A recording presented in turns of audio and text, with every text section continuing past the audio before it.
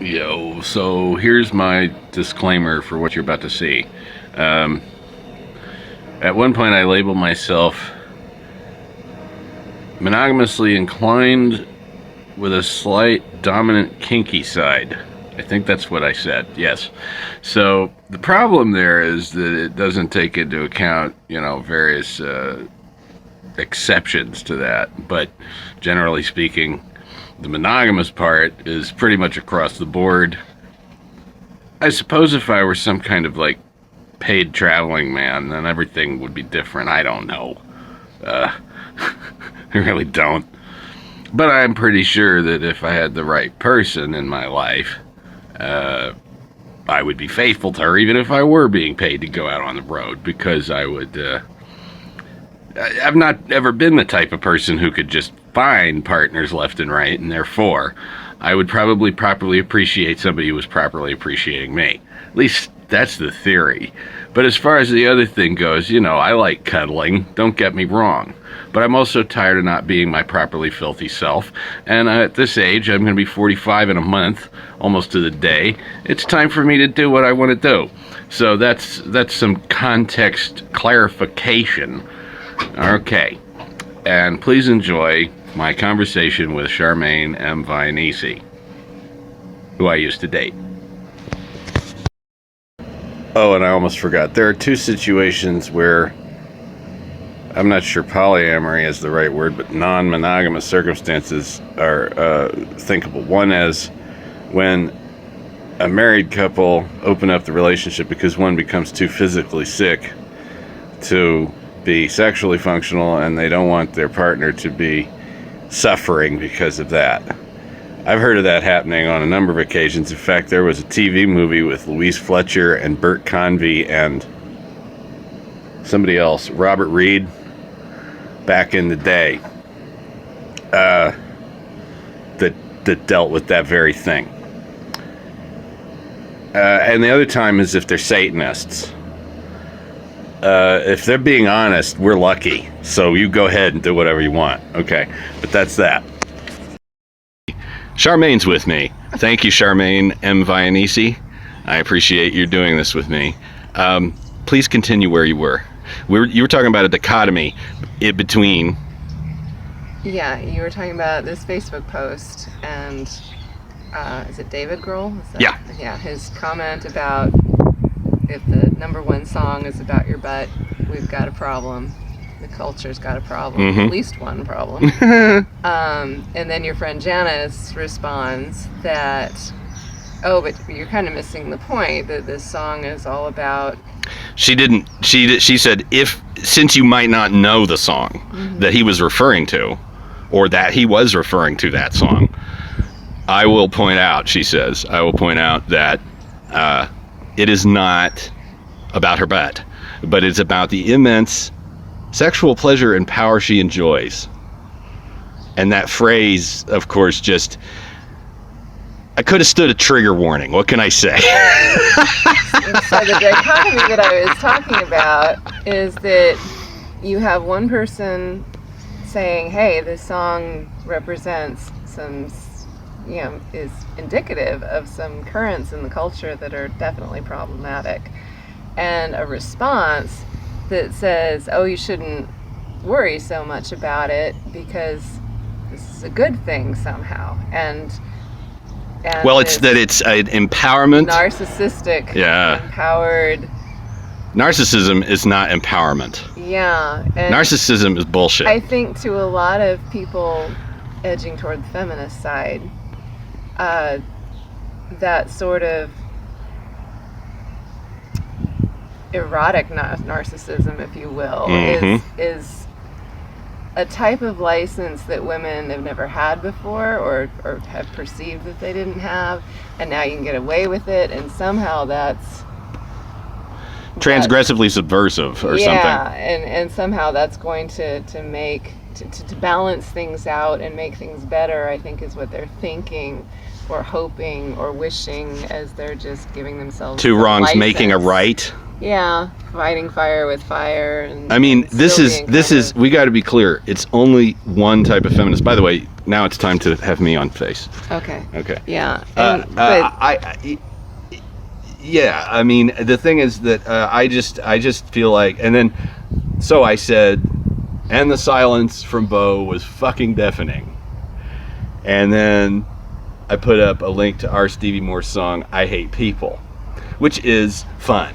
It's negative, but he's just talking about, like, you don't know whether to be in a good mood or a bad mood because one thing is going to work or not. And you always want what you don't have, and such. And I have pushed love out the door. I hate people, but I hate people. I hate people. It's so awesome. It's fun.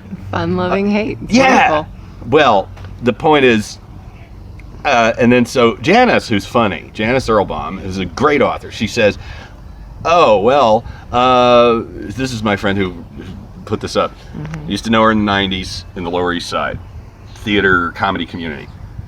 Anyway, she says, sorry, Beau. I wanted to provide context for you to understand why some people might disagree with Dave Grohl. That, but she goes, I dislike being hated, so I will take my context elsewhere.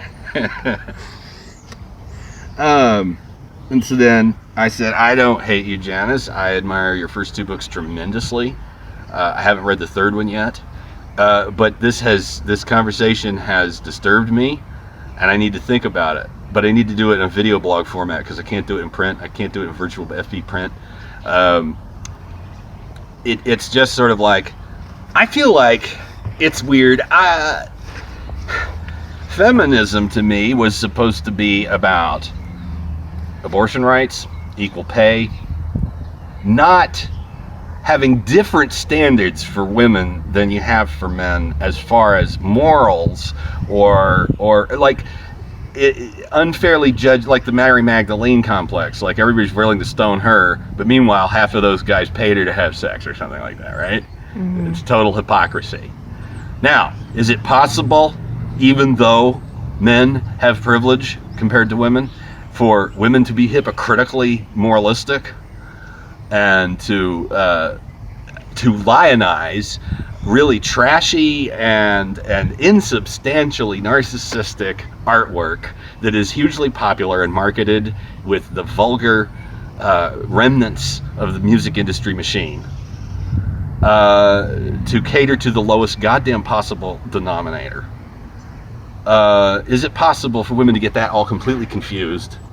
Just like, I mean, what's so different about that, lionizing something like that because it's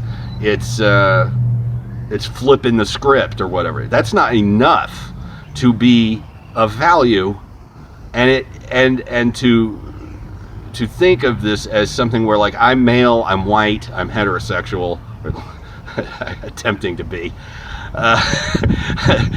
Not attempting not to be homosexual, just trying to, anyway. The point is, the male and white you got down. It's working well.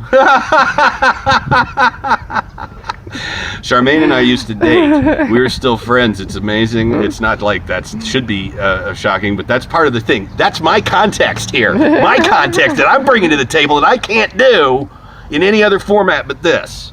I have to be able to show that there's somebody with whom our paths converged, were parallel, and then went in different directions, and yet it doesn't mean we can't be friends. Among other things, there's plenty of other reasons why we are friends. I just mean that in our day and age, it seems like that's one of the costs of some feminism. Not even the feminism, the philosophy. It is how people put it into their daily life, and how some people start to decide it's worthy to academically unpack totally insubstantial pop artists like Nicki Minaj or whatever, and or have an entire goddamn intercession class on Lady Gaga, where Lady Gaga actually, I think, is a good singer. She's got one or two songs that I thought they had some substance lyrically. Musically, they're really goddamn monotonous and repetitive, like everything else that's pop. But her voice was strong enough, almost like Pink's voice in those cases, to almost make it worth listening to. But generally speaking, all that music, I hate it. I hate all that pop music. It's shit. As a musician, I am angered that the remnants of the music industry are pushing that shit down the throats of normal everyday Americans who it would be, I think fair to say, would be benefited by a much wider range and variety of material at their disposal. But it's like, I feel like I had a conversation with a young feminist here in town on Facebook, and she didn't respond, which I'm kind of glad she didn't, because it made me feel like I didn't antagonize her by telling her what I told her. But what I told her was, because I said she's an artist and she does things that, like, she's a musician, and like 80% of what she's doing is for the rhetoric and the purposes of the orientation, not sexual orientation per se, but like political orientation, that it's part of a movement. And then the other 20% is actually imaginative artwork that is totally irrespective of all that. It may be well informed even by that information, that philosophy, but it may not be the reason why the art is great. It may be a factor, but it isn't the reason. The reason is that the art shows human range of imagination and surprise and things like that. But I told her, I can't hang out with you. I can't. It's just going to bring me down. Until I have the type of sexual relationship that I'm looking for, you guys, as in the young, angry feminists who kind of just like, they want to use words like intersectionality half the time, I think, which actually it turns out is sort of what I agree with, but they use it as if to suggest they're smarter than the people that don't know what it is. It's a hipstery type of thing. The danger is that it can be used this way. And so I said, you guys kind of seem to me like you're angry, and you know, like the minute that I get what I want, I'm not even going to be worrying about what y'all are talking about. It doesn't mean I can't say, it doesn't mean I'm going to be living a sexist life or whatever. It just means you guys will have no sympathy for my situation at all. That I want what I want, and that's kind of, it makes some people uncomfortable. It makes me uncomfortable talking about it this way, but I think I have to in order to be ethical. Maybe I'm wrong. Maybe all of that is some kind of misguided thinking on my part. But I think that I would like to not feel that because I'm not the soup du jour, I'm the opposite of the soup du jour. I'm the thing that's always been on the menu. And just because, you know, like, or, you know, you can be that we have a society that's going in directions that makes me very nervous. And I sound like a conservative when I say that. And it's so you funny. Sound like a guy in his 40s. But we're you know, this media coverage of polyamory seems to me like people are justifying their own narcissism. I attempted very briefly about 8 years ago sort of half polyamory. That is, in real terms, one woman wanted me to commit to her, and I didn't want to commit to her. I wanted to be able to still see other people. And then she was miserable with that. And then we broke up and we got back together dysfunctionally, and she was still miserable with it. And I decided, well, maybe This wasn't me, by the way. No, it wasn't Charmane. This is 8 years ago. Charmane and I have been friends for 2 years, and we knew each other just slightly. You and I. Yeah, over 10 years. Right, but barely. Anyway, though, the whole point is that this apparent justification for it isn't even what the people are doing almost. It's that they've got to tell everybody about it. I feel like I'm being judged if I talk about what I want and what I'm not getting in a public fashion like that.